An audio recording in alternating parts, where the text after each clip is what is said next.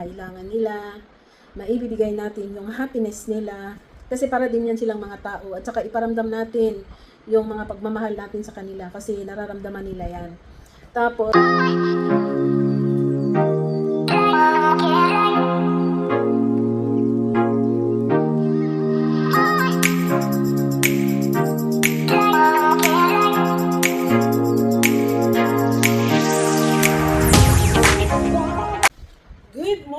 good morning mga kamers. Hindi ka na makita yung kilikili natin. So, magandang Happy Monday. Happy Monday, blessed Monday sa ating lahat. So, dito sa Korea ngayon, dito sa lugar namin, banda sa Seoul, masyadong ulan. So, it's rainy days. So, dito naman, last week umulan, tapos mainit, tapos ulan na naman. So, ngayon, maulan pero mataas yung humidity, kaya alimuot tayo. Naligo po ako sa pawis. Ayan, basa yung buhok natin. Wala na yung buhok natin, buwaghag na. Takot na ako magpariban kasi sobrang nipis na niya at sobrang napaka-tiny yung yung tawag nito, strand ng buhok ko ba. So maliliit, sobrang So takot ako kasi baka siya nasunog na, parang nasunog kahit anong ingat. Nasusunog at saka pag nagpuputol-putol siya. Kaya iniisip ko na lang, ganito na lang siguro ang buhok ko, hindi na ako magpapariban, ganyan, hindi na rin daw siya pwedeng pulutin. Kasi nga, masusunog siya sa medisina, sabi ng friend ko. Masakit po ating dila, may po tayo, may singaw. Masakit siya, masakit pala itong magsalita. 2 days na po eh. So anyway, tapos na ako naglinis, nakapaglinis na tayo dito. Papakita ko sa inyo.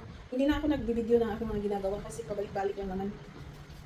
So nakapaglinis na tayo, hindi lang ako nagmap kasi nga maulan. Ayan, tinanggal ko na tinanggal ko yung carpet kasi lalabahan ko pagka mainit na. Baka next week, pag sobrang init na talaga, yung tipong 35 degrees, doon ako maglalaba para matuyo siya. So, nakapaglinis na tayo. Ayan yung ating mga homeworks. Ayan. Ayan ang mga ni Daddy Abdullah. Ang tawag nito. Ano bang tawag niyan? Basta, pakita ko lang sa inyo. At saka yung natin, iniisip namin gagamitin namin dito, pero sabi naman ni Mr. no need daw, kaya ang labas, papadala ko sa aking pamangkin. So, sana iingatan niya kasi bagong ayos yan. So, matagal-tagal pang magagamit yan. At ang mahal yan binili namin. Mas mahal pa sa binili namin na bago ngayon. So, yun. So, nakapaglinis na tayo. Hindi naman siya gaanong linis, pero at least nakapaglinis tayo. Pati basura. O, nagtapon na tayo. Malinis yan pag nandito ako. Pag si Daddy Abdullah lang mag-isa, hindi ko alam. Punong-puno. Ang lakas ng ulan. So, update natin sa update ko kayo sa aking mga babies. Hoy, ano yan? Ang sikip-sikip nyo dyan. Annyeong! Cuddly! Puputulan ko yung mga kuko nila mamaya pagdating ni Daddy Abdullah. Nasa eye clinic pa kasi si Daddy Abdullah. At saka yung litter box nila, hinugasan ko yan, bago yan, fresh. Pero pag may time, siguro next week, papalitan ko yung nila, yung sahig. Kasi after nito, siguradong heat wave again. At saka, ayan, bago na yan, fresh. Ayan talaga si Breezy pag may camera. Ayan. Hello! Hello mga babies! So ito yung mga nila. Ito, minap ko na ito. Dapat araw-araw itong linisan kasi pag hindi sila lilinisan, amoy panghi. Kasi pag halimbawa, hindi ako nakakapunta ng isang araw, nagwawala itong mga ito. Umiihi sa sahig. Yung mga cat food nila, tinatapon nila. Para bang nagwawala sila pag hindi nila ako makikita. Kasi nag-aalala din itong mga to eh.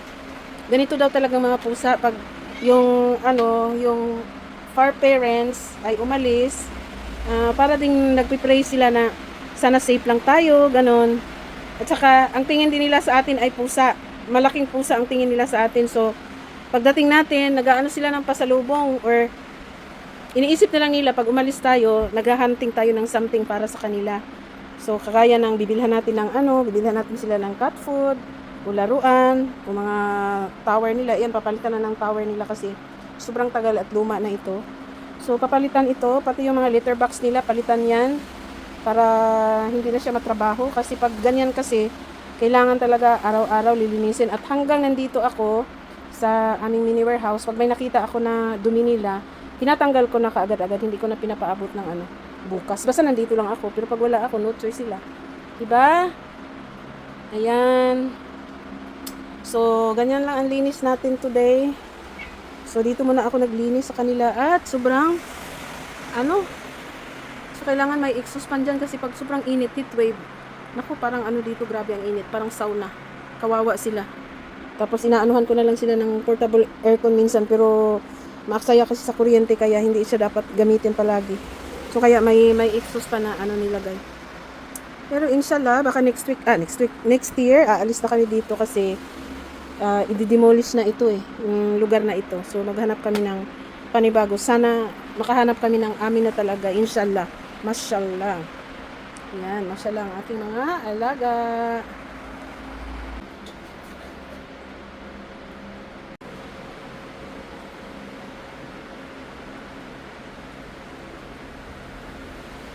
So, ito ngayon yung sa kasalukuyan.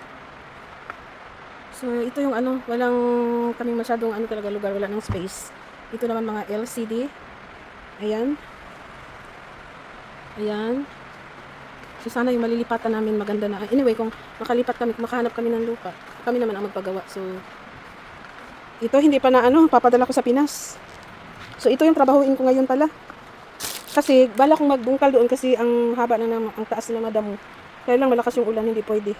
Tsaka ayaw ko naman ayaw ko naman din ng mainit kasi pag mainit, namumula yung mukha ko, tumataas pala ang BP ko, kaya masakit ang ulo ko, kaya nag-iingat po tayo. Sana ngayon kasi medyo hindi siya sobrang init. Kasi nga, maulan naman. So, ayan, trabahuin pa namin, i-arrange pa namin ni Daddy Abdullah yan. Ayan, punong-puno na siya.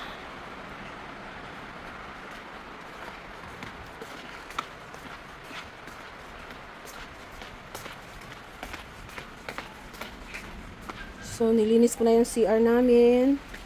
Nagpunas-punas na tayo, nakapag-map na tayo. Itong basurahan namin, nilinisan ko na din. Ayan. Ayan, pinapakita na talaga. So, wala kasi tayong makontent. Wala palang makontent, ha. Actually, maraming dapat i-content. Kailangan ng time at saka dapat stable yung mind natin. Nakafocus kasi kung ano-anong sasabihin natin. Yung pala, mali-mali. Siyempre, nasa social media tayo, dapat yung mga pinagsasabi din natin, dapat may matutunan din tayo, pero hindi talaga maiwasan Siyempre, nobody's perfect in this world, pero kailangan nating mabusisi. So, habang naghihintay ako kay Daddy Abdullah, magre-research muna ako sa aking homework kasi kunting-kunti na lang, matatapos na ako sa aking units. Sige, kumbati! Kumbati! Hoy, anong ginagawa mo? Baba! Ano? Okay. Mangangagat pa naman ito. So, pag malinis yung litter box nila, gusto nila. Kaya lang, kung araw-arawin natin, nauubusan din tayo ng power. So, my God. So, mai-share ko lang pala, bigla kong naisip. Pag Hoy! Hi! Ano ba yan? Ikaw ha. So, pag magkaroon pala tayo ng mga fur babies, sino ba itong tumawag? So, being a fur, parents, hindi talaga siya madali kasi, talaga siya, it's a commitment. Kasi bakit? Kung mag-aalaga tayo ng mga fur babies, sisiguraduhin talaga natin na kaya nating ibigay ang mga pangangailangan nila. Kung isa lang naman, kayang-kaya yun. Pero kung mahigit na sa dalawa ang inaalagaan natin, hindi po siya talaga biro. At saka, yung effort natin, kasi kailangan natin na siguraduhin natin na okay lang sila, okay yung health nila, dapat nasa good health sila, palagi silang malinis. Siyempre, kung palagi silang malinis, trabaho yon. So, lilinisan yung letterbox nila, linisan yung bahay nila, pati sila, pupunasan o paliguan, susuklayan. Tapos hindi lang ganyan. So once a year, dapat naka-regular check-up sila ng anti-rabies at saka yung mga anti-parvo, yung mga tipong mga sakit na nadapo sa kanila. Kailangan po talaga ipa-injection yan once a year po talaga. Tapos once a month, meron din silang tinatawag na, kalimutan ko yung ilalagay dito para walang dumapo sa kanila ng mga insekto. At saka inside din sa lungs nila. So meron niyang nilalagay every month. So ang gastos namin dahil 5 sila, so $130 every month. Tapos, aside from that, syempre, bilan natin ng pagkain, yung cat foods, ganon. So, mahal din. At saka, kailangan din yung mga laruan nila para matuwa naman sila, masaya sila. So, hindi lang tayo dapat mag-alaga na dahil mag-alaga na meron tayong makikita na naglalakad-lakad sa harapan natin. So, kailangan kung mag-alaga tayo ng fur babies, be sure na maibigay natin yung mga pangangailangan nila, maibibigay natin yung happiness nila, kasi para din yan silang mga tao. At saka iparamdam natin yung mga pagmamahal natin sa kanila kasi nararamdaman nila yan. Tapos, dapat mahalin mo talaga ng 100%. Hindi ako ma-pet, hindi ako ma-far talaga noon, pero siyempre dumating sila sa buhay namin. Ganun pala talaga nararamdaman, parang babies mo na din sila. So actually, meron sanang hihingi ng isa, tapos nagpaalam ako kay Daddy Abdullah, tapos hindi niya kaya kasi sabi niya baka paano yung pag-aalaga, kasi sila inaalagaan namin na talagang parang baby namin, ganun. So ganun, kung anong mga pangangailangan, binibigay talaga namin. Sa awa naman ng Diyos, binigay din sa amin ni Allah yung binigay kay Daddy Abdullah yung para ma-provide din ang mga pangangailangan nila. So, hindi po biro. Kasi si Yoshi nung nakaraan, nagkaroon siya ng gastrointestinal problem. So, para rin mas higit pa siya sa tao, yung check-up niya, umabot siya ng 200 plus ba yun? I think 280. Tapos, ibinalik ko ulit, ganun. So, kailangan gumastos po talaga. So, pag hindi tayo handa sa mga responsibilities natin as far parents, huwag na lang tayong mag-alaga kasi hindi po siya talaga biro. So, it's a commitment po talaga. So, syempre, mahalin natin, mag-aalala tayo, kung okay lang ba sila. Ako nga, tinatanong ko everyday kung okay lang ba sila, kinakausap ko din sila. Kasi nakakaintindi din yung mga yan eh. So, para mag-cooperate naman sila, ganun. Kinakausap ko yan sila, na wag silang magkakasakit, na maging happy lang sila sa buhay. Saka, daw yan, ang mga pusa, hindi yan sila ordinary na spiritually. Yan, malakas ang nila, yung energy ba na mag-pray para sa mga far parents, na siyempre, kung pinapakain, sabi nga ni Daddy Abdullah, pag binilhan daw ng mga masarap na pagkain, pinapakain, tapos happy tayo sa pagpakain sa kanila, sila din daw, sobrang tuwang-tuwa. So, sobrang tuwa nila, so mapipray sila para sa atin na yung about sa good health natin, mga lahat. So, kaya pala pag nag-alaga tayo ng pusa or doggy, puppy, ganon, yung loob natin, parang lahat ng pagod, lahat ng stress, parang wala lang. Hindi mo mararamdaman kasi pag sila yung kinakausap mo, inaalagaan mo, pinapakain mo, ganon, parang happy. So, si Yuyo kasi 7 years na sa amin. Si Yoshi din 7 years na kasi months lang ang pagitan nila. At saka itong mga kitty namin, mga anak nila, ilang taon na ba? 3 years na siguro. 3 years na siguro, nakalimutan ko na. Tignan ko yung, meron naman silang yung parang, yung record nila kung kailan sila pinanganak, kung yung mga vaccines, mga kind of immunizations na tapos na nila nandoon yung record nila. So, yun ang may share ko na hindi po talaga basta-basta. Ang daming mga bagay na dapat i-consider pag nag-alaga tayo ng mga fur babies. So, parang baby na din talaga natin sila. Yun. Kaya ako, minsan pagod ako yung papunta ko dito, tapos maglilinis ako, iniisip ko na ako magkakapagod. Pero pagdating ko dito, nawala, natanggal lahat yung pagod ko. Tanggal lahat ang stress ko. So, yun.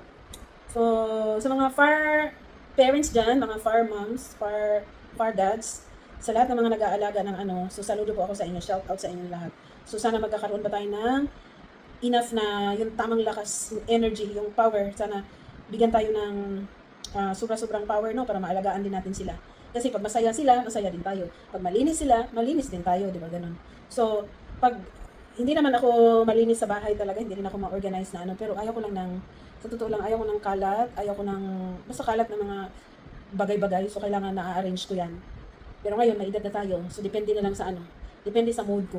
So pag energetic tayo, ayun, banat-banat tayo sa paglilinis, sa pag-organize ng mga gamit. Kasi, pag uwi natin sa bahay, syempre pahingahan natin. So kailangan magpahinga tayo, meron tayong peaceful. So ngayon kung kalat yung bahay natin, paano tayo makakapahinga? So ganun, ewan ko lang sa iba comment down dyan sa mga parang pareho sa akin.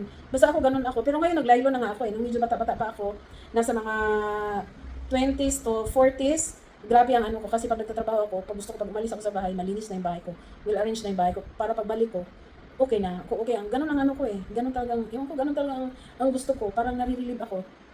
Parang isa din sa stress reliever ko ay yung paglilinis ng bahay, pag-arrange ng mga bagay-bagay. Pero depende, sabi ko nga, depende na lang sa mood ko yan. Kasi nga, mandami na nating mga nararamdaman dahil tayo ay nasa 52 years old na. Nako, tanda-tanda na natin, no? Nasa 52 na pala tayo. Pero thanks God, alhamdulillah, dahil pinagkalooban pa ako ni Allah ng ganitong age, naabot ko ito. At sana, patuloy lang tayo sa ating mga ginagawa sa araw-araw. May time na pagod tayo, may time na parang, ang tawag nito, yung para bang feeling ano na exhausted na masyado. Tsaka parang di tayo makahinga, minsan may anxiety ganun. So post for a while, tapos konting lakad-lakad sa labas, pasyal-pasyal pag may time, ganun. Shopping-shopping, pag maraming pang shopping, ayan. So nakaka-relate sa ating nararamdaman yan. Kasi tayo mga para din tayong akala lang siguro ng mga lalaki, magaan yung trabaho natin, pero yun ang pinakamahirap sa lahat, sa totoo lang. Sakit sa ulo, ganun. Pero pag mahal naman natin ang family natin, kahit ano pa yan, gagawin talaga natin, di ba? So ang dami ko ng yaw-yaw. Kala ko ba about sa lang pusa. So thank you so much. Thank you. So meron pa ako mamaya, magyaw-yawan tayo mamaya. Meron pa akong part 2. Ang sakit talaga ng ng dila ko eh.